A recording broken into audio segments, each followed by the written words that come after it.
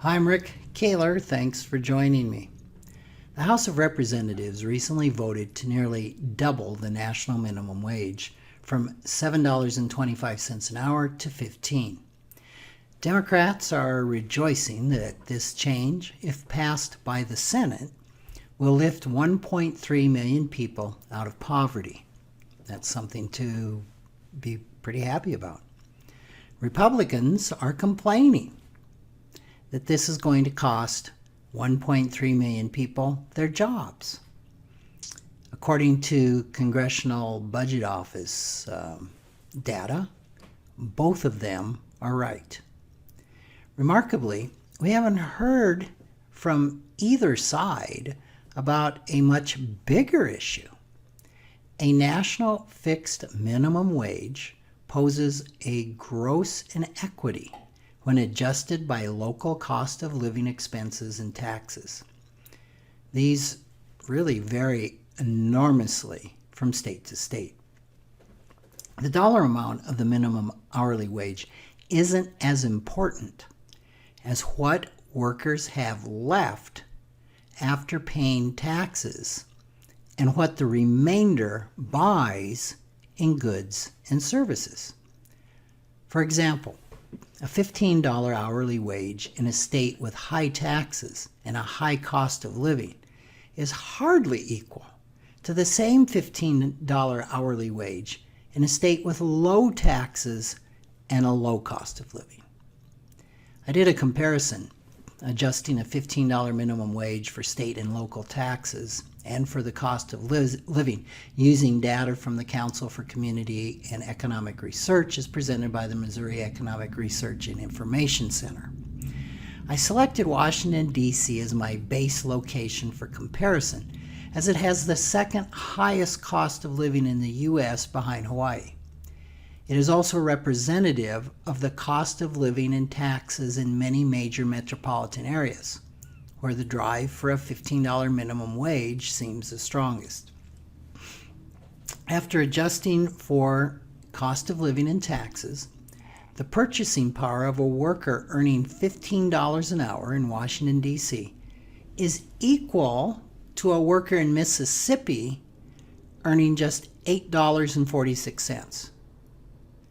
In South Dakota, someone earning $9.67 an hour has the same purchasing power as someone earning $15 an hour in Washington, D.C. So a flat one-size-fits-all wage does not consider local variation in the cost of living and taxes. It's missing. Currently, there's 51.1 million workers that earn less than $15 an hour. It isn't hard to understand the CBO's data that says forcing small businesses in low cost of living states to raise wages to match a wage in a high cost municipality like DC will cost 1.3 million to 3.7 million employees their jobs, and ultimately raise costs for everyone. But no worries, according to Jim Tankersley and Emily Cocaine in a New York Times article on July 8th, 2019, titled $15 Minimum Wage Would Reduce Poverty but Cost Jobs.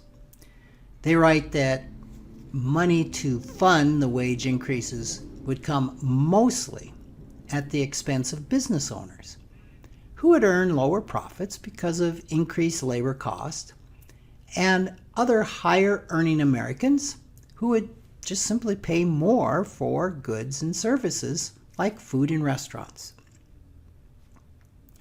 Now, I find this thought amazingly naive.